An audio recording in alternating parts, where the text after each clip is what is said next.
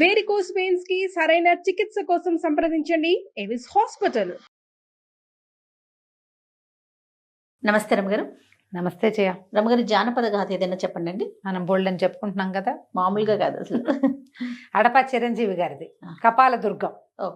ఈ పుస్తకాల్ని classic books వాళ్ళు print చేశారు, పబ్లిషర్స్ వాళ్ళు, విజయవాడ పబ్లిషర్స్. మీకు ఫ్లిప్కార్ట్లో ఈ పుస్తకాలు దొరుకుతాయి. నేను బ్రీఫ్గా కథ చెప్తాను. పుస్తకం చదివితే ఇంకా ఎక్కువ ఇంట్రెస్టింగ్గా ఉంటుంది. Each and every dialogues, situation ఒకదాని తర్వాత ఒకటి చక్కగా సీక్వెన్స్ వైజ్గా బాగా అర్థమవుతుంది. మంచి చదవటానికి చక్కటి భాష, సులువైన మార్గంలో కథ అర్థమవుతుంది. నేను బ్రీఫ్గా ప్రజెంట్ చేస్తాను. అవసరం ఉన్న వాళ్ళు, పుస్తకం చదువుదామని భావించే వాళ్ళు, కొంచెం పుస్తక పఠనాసక్తి ఉన్నవాళ్ళు ఈ పుస్తకాలను తెప్పించుకుని చదవండి. అడపా చిరంజీవి గారి కపాల దుర్గం. ఈ బుక్లో 5 కథలు ఉన్నాయి. చెప్దాం. కపాల దుర్గం పూర్వం అంటే ఇది మరీ పూర్వంగా చెప్పట్లేదు వీళ్ళు, ఒక మాదిరి పూర్వం అనుకో. కుంతల రాజ్యం మాళవ దేశంలో రాజకుమార్తెల్ని, ఆడపిల్లల్ని ఎత్తుకుపోతున్నారట. ఎవరో అమ్మాయిలు మాయమైపోతున్నారు. రాజుగారు ఇంతకుముందు అర్ధరాజ్యం ఇస్తానని ప్రకటన చేశాడు. ఈ కన్యకామండలు మాయమైపోతున్న అమ్మాయిల్ని ఎవరైనా వెనక్కి తీసుకొస్తే ఆ రహస్యం కనిపెట్టిన వాడికి అర్ధరాజ్యం ఇస్తామని. ఏం లేదు. తర్వాత రాజకుమార్తెను కూడా ఇస్తామని ప్రకటన చేశారు. చాలామంది వచ్చారు. రాజకుమార్తెను కూడా అనేసరికల్లా ఉత్సాహం వస్తుంది కదా. అయితే సరే, చాలామంది యువకులు చేరారు. ఎట్లా ఏమిటి తెలీదు, అమ్మాయిలు మాయమైపోతున్నారు అంతే తెలుసు. ఒక వృద్ధ సిద్ధుడు ఒక ఆయన వచ్చాడు, ఒక సాధు వచ్చి ఆయన ఏం చెప్పాడంటే, నేను నిడుపాటి గడ్డము, అది ముసలాయన. ఆయన ఏమన్నాడంటే, అంజనం వేసి ఎక్కడికి ఈ ఆడపిల్లలు మాయమైపోతున్నారో చెప్తానంటే సరే. చాలామంది వీరకుమారులని బోళ్ళంత మందిని కూర్చోబెట్టారు. సరే, అంజనం వేశారు. వేస్తే దారి కనపడుతోంది కొంత మటుకు. వీరాంజనేయుడు కనపడ్డాడంటే ఆంజనేయ స్వామి దారి చూపిస్తాడు. ముందుకెళ్ళేసరికల్లా ఓ పెద్ద మర్రి చెట్టు, ఓ బ్రహ్మరాక్షస అనగానే చూస్తున్నవాడు, అంజనం నుంచి చూస్తున్నవాడు భయపడిపోయి మానేశాడు. కేవమ్మని కేకలు పెట్టాడు, బ్రహ్మరాక్షస అంటే అయిపోయింది. కేవలం ధైర్యస్తులకే అంజనం కనపడుతుంది. వీరాంజనేయుడు దారి చూపిస్తాడు. భయపడే భీరువులకి ఆంజనేయ స్వామి ఏం చేయలేడు అనేసరికల్లా ఈ జనంలోంచి, నిలబడిన కుర్రాళ్ళలోంచి ఒక కుర్రాడు వచ్చాడు, అమరసింహుడు. ఈ అమరసింహుడు ఎవరంటే ఈ రాజ్యం తాలూకు సర్వసైన్యాధ్యక్షుడి కుమారుడు. నేను వెళ్తాను, నేను తీసుకొస్తాను అన్నాడు. సరే, ఇతనికి ఒక స్నేహితుడు ఉన్నాడు, చిత్రాంగుడు. వీళ్ళిద్దరూ కలిసి ఉంటారు. మీ జానపద గాథల్లో చూడండి, రాజకుమారుడికి వెనకాల ఒకడు ఉంటాడు, ఒక వసంతుడు. అవును, వాడు స్టూపిడ్లా ఉంటాడు కానీ వాడికి సాహసం ఉంటుంది. భయపడుతూనే ఉంటాడు కానీ వెనకాలే వెళ్తాడు, మానేయుడు. అలాంటివి చాలా చోట్ల కనపడతాయి మనకి. ఈ చిత్రాంగుడు, అమరసింహుడు ఇద్దరు తయారయ్యారు. అయితే ఇప్పుడు నేను అంజనం వేసి చూపిస్తానంటాడు సాధువు. చూపిస్తే ఇది ఎలా వెళ్ళింది, 7 సముద్రాలు దాటాలి. దాటిన తర్వాత ఒక భైరవ కోణ, ఒక పెద్ద స్థలం, ఓ మర్రి చెట్టు, ఒక బ్రహ్మరాక్షసి కాపలా కాస్తుంది. అందులోంచి లోపలికి వెళ్తే ఒక విశాలమైన ప్రాంతంలో కపాల దుర్గం ఉంది. ఆ పెద్ద కోటల్లే ఉంది. అది అన్ని మానవ కపాలాలతో నిర్మించబడినట్టుగా కనపడుతోంది. ఆ గోడలు మానవ కపాలాలు పక్కపక్కన పెడితే, కపాలం అంటే తలపుర్రె, కపాలం అంటే తెలిసిందే కదా, మానవుని పుర్రెలతోటి తయారు చేయబడిన దుర్గం. దుర్గం లోపలికి ఎంటర్ అవ్వాల. ఇదంతా వెళ్ళాడు, లోపలికి ఎంటర్ అన్నట్ల. అప్పుడు ఈయన ఏమన్నాడంటే, ఆంజనేయ స్వామి దారి చూపిస్తున్నాడు వీళ్ళకి ఇక్కడ దాకా. తర్వాత ఈయన పవర్ పనిచేయట్లా. అక్కడ ఏదో పటిష్టమైన మంత్రకట్టు ఏదో ఉంది. కట్టు కదిలిస్తే ఆంజనేయ స్వామి లోపలికి వెళ్ళిపోతాడు. మంత్రకట్టు కదిలించాలి. ఇప్పుడు ఈ కపాల దుర్గానికి వెళ్ళే దారి తెలిసింది క్లియర్గానే. 7 సముద్రాలు దాటాలి, ఎట దాటాలో తెలియదు. సరే, ప్రయత్నం చేస్తామన్నాడు. అమరసింహుడు ఏం చెప్పాడంటే, నేను తప్పకుండా వెళ్తాను. ఒకవేళ అమ్మాయిల్ని రక్షించకుండా తిరిగి వస్తే శిరచ్ఛేదమే, అంతే. ఎవరు రాలా ఇప్పటిదాకా వెనక్కి, కానీ శిరచ్ఛేదం చేస్తామన్నారు. దానికి కూడా రెడీ అయ్యాడు. తల్లి కొంచెం భయపడింది, ఇవన్నీ ఎందుకురా, ఈ రాక్షసులు, పిశాచాలు, అరణ్యాలు మనకి అంటే, అలాగా ఇంతమంది ఆడపిల్లలు మాయమైపోతున్నారు, ఏదో ఒకటి చెయ్యాలి, సాహసికుడైన వాడు చేయవలసిందేనని ఈ అమరసింహుడు, చిత్రాంగుడు చెరో తెల్లగుర్రం నల్లగుర్రం వేసుకుని బయలుదేరారు. దారిలో వెళ్తున్నారు, అటువైపుకు వెళ్ళటానికి వెళ్తూ ఉంటే సరే, ఒక చెట్టు దగ్గర విశ్రాంతికి ఆగారు. ఏదో తెచ్చుకున్న పదార్థాలు తిన్నారు. తింటే వీళ్ళకి మెలకు వచ్చి, కాసేపు పడుకుని లేచేసరికల్ మెలకు వచ్చేసరికల్లా ఒక బ్రహ్మాండమైన గండభేరుండం. వీళ్ళు సముద్రం దాకా వెళ్ళారు. సముద్రం దాటడం ఎట్లాగో వాళ్ళకి తెలియటల్లా. అది సముద్ర తీరంలో ఉన్న ఒక అడవి. ఒక గండభేరుండం, ఒక రాక్షసి మొసలి లాంటిది, ఏమంటారు మన డైనోసార్ లాంటిది, దానికి 2 కొమ్ములు కూడా ఉన్నాయి. అది దీన్ని యుద్ధం చేస్తున్నాయి. గండభేరుండ పక్షి అంటే గండభేరుండం అనేది మనకి విడిగా ఎక్కడ కనపడుతుందో మనకు తెలీదు. కథల్లో మాత్రం బాగా బాగా కనిపిస్తుంది. వింటాం. చాలా పెద్దది. అది మానవ భాష మాట్లాడగలదు. ఎంత ఎత్తైనా ఎంత దూరమైనా ఎక్కడికైనా తీసుకెళ్ళగలదు. ఓ పక్కన చెట్టు మీద గండభేరుండం పిల్లలు ఉన్నాయి. అవి కెయ్యో మొర్రోని అరుస్తున్నాయి. ఈ గండభేరుండం వేరే లెవెల్లో యుద్ధం చేస్తుంది. అయితే చూస్తుంటే ఇతనికి ఏమనిపించింది అమరసింహుడికి, గండభేరుండం పక్కనే న్యాయం ఉంది.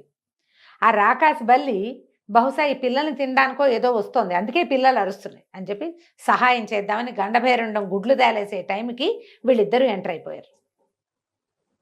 ఎట్లా కొట్టినా దాన్ని నోట్లోంచి మంటలు వస్తున్నాయి, ఒంట్లోకి కత్తి దిగదు.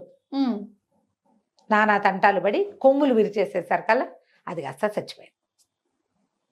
వీళ్ళు ఏం చేశారు, కాస్త నీళ్లు తెచ్చి గండభేరుండం మొహం మీద పోసి గండభేరుండాన్ని సేద తీర్చారు. తీర్స్తే ఆమె సంతోషించింది గండభేరుండం. దీంతో చాలా బాధలు పడతాం. ఇప్పటికి ఎంతమందో ఎన్ని పిల్లలను తినేసింది. మళ్ళీ పిల్లలు పెరిగే సమయానికి వచ్చింది. మీరు చాలా మంచివాళ్ళు, నాకు సహాయం చేశారు, మీకు ఏం కావాలో చెప్పండి చేస్తానని. మానవ భాషలో మాట్లాడేసరికి సరే గండభేరుండాన్ని ఏమడిగారు, 7 సముద్రాలు దాటించాలి. 7 సముద్రాలు అంటే 7 సముద్రాలు కదా, అవి ఒకచోటే ఎందుకుంటాయి, కథ అంతే అంతే. దాటించాలి, సముద్రాన్ని దాటించమని అడిగారు. అడిగితే గండభేరుండం సరే పిల్లలకి ఏదో తిండి పెట్టి ఇది కొంచెం కోలుకున్నాక వీళ్ళని ఎక్కించుకుని సముద్రాలు దాటుతుంటే ముందు 2 సముద్రాలు దాటేసింది, 7 ఉన్నాయి లైన్గా. అవి 3వ సముద్రం దాటుతుంటే కింద ఒక రాజ్యం కనపడింది. పిట్ట పొరుగు లేదు, ఊరంతా బాగుంది. అంత కోటలు, ఇళ్ళు, వాకిళ్ళు, తొట్లు, తోటలు, దారులు క్లియర్గా కనపడతాయి. చుట్టూతా పంటలు. కానీ పిట్ట పురుగు మనుషులే లేరు. ఏమిటి ఇట్లా ఖాళీగా ఎందుకుందంటే ఏమనుకున్నాడు వీడంటాడు చిత్రాంగుడు, ఏమైనా భూత ప్రేత పిశాచాల నివాసం ఉంటున్నాయేమో ఇందులో. అంటే ఇది వైశాలి రాజ్యం, మామూలుగా అయితే జనం ఉండాలి, ఎందుకు లేరో చూద్దామంటే ఇతను ఏమన్నాడు, అదేమిటో చూద్దాం ఈ వింత, మమ్మల్ని దింపమన్నాడు. దింపమనేసరికి వీళ్ళు దిగి వచ్చేసరికి ఒక గ్రామస్తుడు ఆ ఊళ్ళో కనపడ్డాడు. ఒకడు, ఏమిటి నాయన ఈ టైంలో తిరుగుతున్నారు, మీరెవరు ఏమిటంటే మేము దారే పోతూ వచ్చాం, ఎందుకు ఈ ఊరు ఖాళీగా ఉందంటే ఒక వింత మృగం సంచరిస్తోంది ఆ ఊర్లో. సాయంత్రం అయ్యేసరికల్లా మా ఎవడికి మూడుతుందో తెలియదు, రోడ్డు మీద ఉంటే అందరికీ మూడుతుంది, అందుకని మేము అందరం ఎవరిళ్లలో వాళ్ళు దాక్కుంటాం, పిట్ట పురుగు రాదు బయటికి, మీరు కూడా రండి అని లోపల తీసుకుపోయారు. ఒక రాత్రి అయ్యేసరికల్లా ఒక విచిత్రమైన మృగం, 3 తలలు అవి ఉన్నాయి దానికి, అది తిరగటం మొదలుపెట్టి, దీనికి కూడా కొమ్ములు ఉన్నాయి. సరే వీళ్ళు ఏం చేశారు, దీని సంగతి ఏంటో చూడాలి. సాహసం అంటే అక్కడేదో పని చేస్తాం కాదు, ఎప్పుడు సాహసంగానే ఉండాలి, నిరంతరం సాహసంగానే ఉండాలి. వీళ్ళు కాస్త ఆ మృగంతో యుద్ధానికి దిగారు. ఓకే, దిగితే చిత్రాంగుడు మంచి జోరుగా ఉన్నాడు. భయం, అమ్మో నాకు భయం, అమ్మో నాకు భయం, బాబోయ్ నన్ను వదిలేసి వెళ్తావా అంటూ ఉంటాడు, కానీ యుద్ధానికి దిగుతూ ఉంటాడు. సరే ఇద్దరు కలిసి ఆ మృగానికి కళ్ళు పొడి చేసి కొమ్ములు విరిచేశారు. ఆ మృగం పడిపోయి పెద్ద బూడిద కుప్పయి అందులోంచి ఒక అద్భుతమైన సుందరీమణి ఒక ఆవిడ లేచి నేను గంధర్వకాంతని, నాకు శాపం ఉంది, అందుకని నేను ఇలా అయ్యాను, మానవుల చేతిలో మరణం ఉందని మనుషుల మధ్యలో తిరుగుతాను, వాళ్ళు నన్ను చంపేది లేదు, నేనే వాళ్ళని చంపేయటం అవుతుంది అని చెప్పి ఏం చేసింది, ఒక అద్భుతమైన ఉంగరం ఒకటి తన చేతిలో పెట్టింది ఈ అమరసింహుడికి. ఈ ఉంగరం ఎవరు పెట్టుకుంటే వాళ్ళు మాయమైపోతారు, పక్క వాళ్ళకి కనపడరు. ఓహో, ఎలాంటి మాయమంత్రాలు ఈ ఉంగరం మీద పనిచేయవు. ఎంత మాయావి పంజరం ఉన్నా సరే అందులోకి వెళ్ళిపోగలుగుతారు అని చెప్పి ఉంగరం చేతిలో పెట్టింది. సరే మళ్ళీ గండభేరుండం వచ్చింది. వీళ్ళు ఈ ఊళ్ళో ఉన్న వాళ్ళంతా చాలా మెచ్చుకున్నారు. మళ్ళా వీళ్ళు ఎక్కి మన గండభేరుండం మీద ఎక్కేసి బయలుదేరి వెళ్ళారు. వెళ్ళి కపాలదుర్గం దాకా వెళ్ళిపోయారు. ఓహో, ఆ కపాలదుర్గానికి యువతలో ఒక మర్రి చెట్టు, అక్కడికి చేరారు వీళ్ళు. అయితే ఏమైంది, కపాలదుర్గంలో వ్యవహారం చెప్తారు. జటాలకుడు అనే ఒక మహామాంత్రికుడు అమ్మ 1000 మంది కన్యలని బలి ఇవ్వడానికి తీసుకొచ్చాడు అక్కడిగా. ఆయనకు ఒక శిష్యుడు కూడా ఉన్నాడు, శరభుడో ఏదో వాడ పేరు. వాడు ఏమంటాడు, సరే బలికి ఏర్పాట్లు చేద్దాం, అమ్మాయిలందరినీ స్నానాలు చేయించి తీసుకొచ్చారు. తీసుకొస్తే అమ్మవారు పలికింది. వాడికి 2-3 రకరకాల శక్తులు ఉన్నాయి, సలహాలు చెప్పేవి. అవి మీరు కనుక మాయల ఫకీరు ఆ సినిమాలు చూస్తే, బాలనాగమ్మ అని అలా, తర్వాత పాతాళ భైరవి అవి చూస్తే బోళ్ళని పక్కన వీడికి సహాయం చేసే శక్తులు కనపడతాయి. ఏ ప్రశ్న అడిగినా సమాధానం చెప్పేది, ఎవరిని చూపించమన్నా చూపించేది, అలాంటివి ఉంటాయి. కరాళ కామిని, భూతాళ శంఖిని ఇలాంటి పేర్లు ఉన్నవి. అయితే ఏమైంది, ఈ అమ్మవారు పలికింది ఇతనికి, 1001 స్త్రీలని బలిస్తేనే, కన్యల్ని బలిస్తేనే నీ కోరిక తీరుతుంది. 1000 మందే అయ్యారు అమ్మాయిలు, ఇంకొక అమ్మాయి కావాలి. ఈ అమ్మాయి ఎవరు, ఒక ప్రత్యేకమైన స్త్రీ ఉంది, అదే నీ చావుకి కారణం అవుతుంది. అది కూడా చెప్పింది. ఆమెని కలిపితేనే ఈ బలి పూర్తవుతుంది. ఓహో. కానీ ఆమె నీ యొక్క మృత్యుదేవత. ఆ అమ్మాయిని తేవడం సులువు కాదు, చంపడం సులువు అసలు కాదు. అంటే ఏమైనా సరే నేను ఆ అమ్మాయిని తెస్తాను, ఆ అమ్మాయి ఎవరో చెప్పమన్నాడు వీడు. ఆ ప్రత్యేకమైన అమ్మాయి ఎవరు, విరూపాక్ష దేశానికి పరిపాలిస్తున్న జయసేనుడు కుమార్తె సునందవల్లి ఆ అమ్మాయి పేరు. ఆ అమ్మాయి 25 సంవత్సరాలకు ఒకసారి వచ్చే ప్రత్యేక పున్నమి నాడు పుట్టింది. మహాద్భుత సౌందర్యవతి. ఆ అమ్మాయిని తీసుకురా, దాన్ని కూడా బలివ్వాలి ఈ 1000 మందితో. లేదా నీ వల్ల కాదంటే ఈ అమ్మాయిని పంపించేసే ఎవరిళ్ళకి వాళ్ళని. ఈ ప్రయత్నం విరమించుకో. వీరు నేను చచ్చినా విరమించుకోను, ఏమైనా సరే ఆ అమ్మాయిని తీసుకొస్తానన్నాడు. పట్టుకొచ్చారు కూడా. తర్వాత ఇంతలో ఏమైంది, మళ్ళీ పౌర్ణమి రావాలి.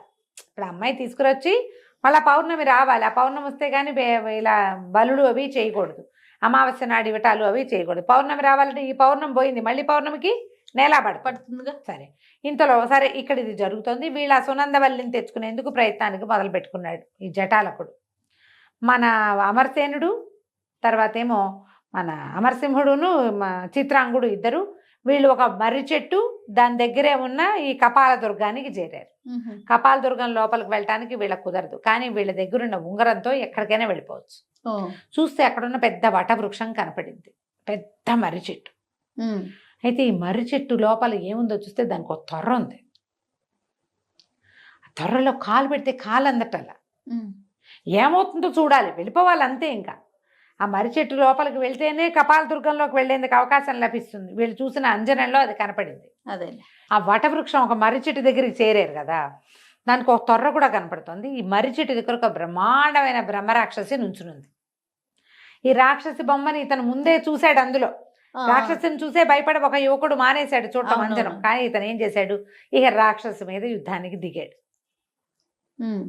ఆ కత్తితో ఏం చేస్తున్నా సరే అది చావటల్లా.